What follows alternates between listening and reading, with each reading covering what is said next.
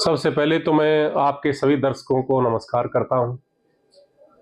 आपने नए कानूनों पर जो 3 नए कानून आए, मैं इन 3 नए कानूनों पर माननीय प्रधानमंत्री श्री नरेंद्र मोदी जी का, हमारे गृह मंत्री श्री अमित शाह जी का बहुत आभारी हूं कि जिन्होंने अंग्रेजों के समय की व्यवस्था को बदलने के लिए आज की परिस्थितियों के अनुरूप 3 नए कानून में सुधार ला करके नए कानून जो इसमें दिए हैं, जो 1 जुलाई से प्रभावित हुए हैं, उनका लाभ लोग ले रहे हैं।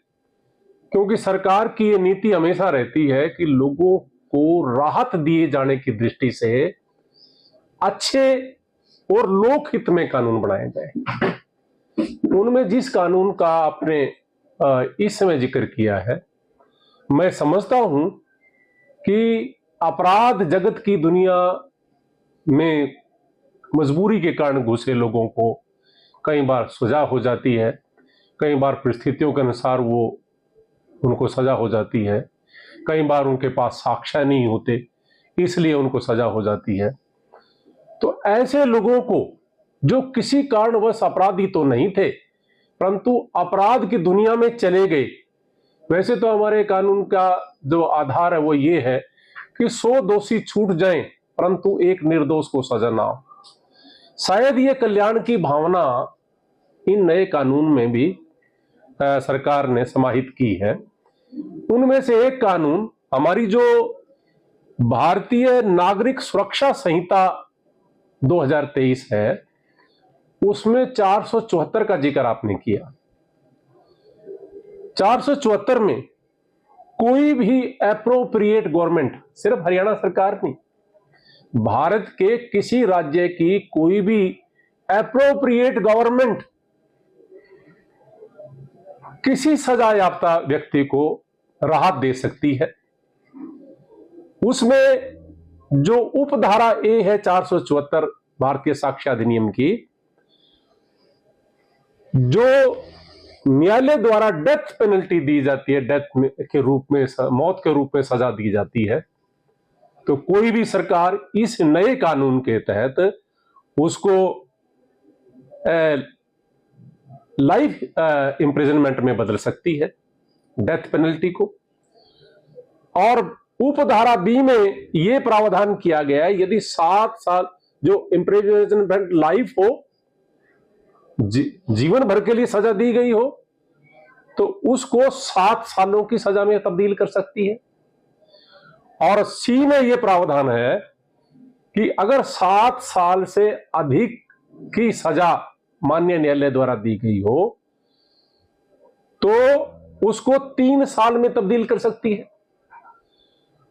और कई बार छोटे छोटे अपराधों के लिए अगर 7 साल से कम की सजा दी गई हो, तो उसमें जुर्माना, चाहे वो 10 रुपए हो, 10,000 हो, 10 लाख हो, इस प्रकार का उपयुक्त जुर्माना लगा करके 7 साल से कम की सजा में सरकार, कोई भी सरकार, एप्रोप्रिएट गवर्नमेंट शब्द आया है, वो उस सजा को फाइन में, जुर्माने में तब्दील कर सकती है।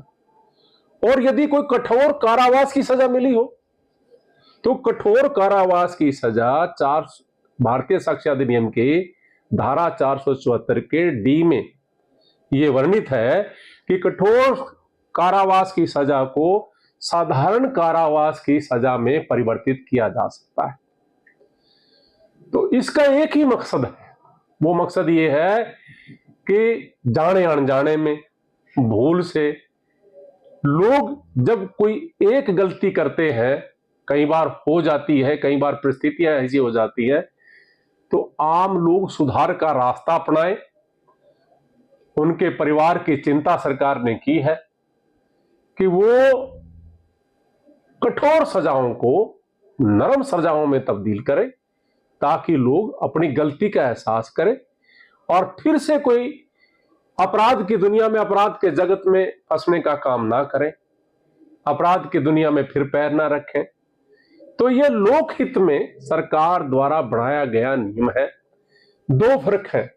जो हमारी पहले भारतीय दंड संहिता थी 1861 में बनी थी, उस समय अंग्रेजों का शासन भारत में था। अब अंग्रेज लोगों को भारत के लोगों से क्या सहानुभूति थी? भारत के लोगों की सरकार तो नहीं थी, भारत के लोगों को दंड ही मिलता था। मैं उसका एक उदाहरण देता हूं कि भारतीय दंड संहिता की धारा 279 है। अब उसमें कोई भी व्यक्ति 304A में अगर उस कानून के तहत दुर्घटना कर दे, किसी व्यक्ति की मृत्यु भी हो जाए, तो साथ ही साथ जमानत मिल जाती थी। उसका एक ही कारण माना गया है, उसका कारण यह माना गया है कि उस समय की कारें जो अंग्रेजों के पास थी और मरने वाले भारतीय थे, इसलिए उन्होंने अपने पक्ष में अपने अपराधी लोगों को राहत देने के लिए इस प्रकार का कानून बनाया था।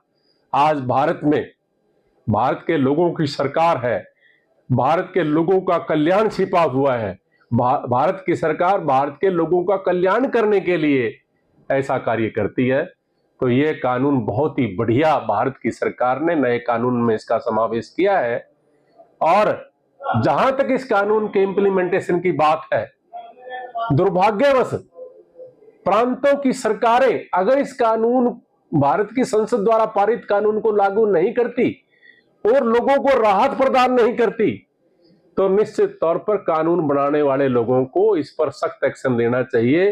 क्योंकि ऐसा मेरे विवेक में दो का उसमें आया है जिनमें सजा 7 साल से कम थी, 3 वर्ष की सजा थी, और उन्होंने जाकर के अप्रोप्रिएट गवर्नमेंट के सामने इस कानून के तहत अपना आवेदन किया, लेकिन उनको राहत नहीं दी गई। बल्कि एक मामले में तो ऐसा आया कि उन्होंने इस कानून का मजाक उड़ाया और निश्चित तौर पर इसको लेने से भी मना कर दिया। वो व्यक्ति बेचारा कहीं चक्कर काट के वापस आ गया।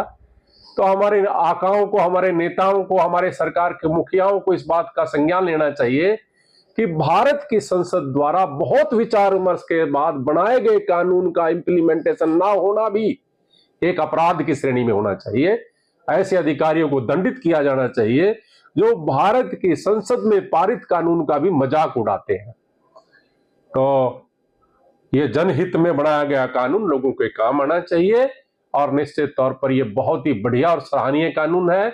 मैं भारत की संसद में पारित करने वाले उन नेताओं का बहुत आभार व्यक्त करता हूं जिन्होंने लोकहित में इस प्रकार का कानून बनाया, जहां लोगों को अवसर मिलता है छोटे मोटे अपराधों से उबरने का।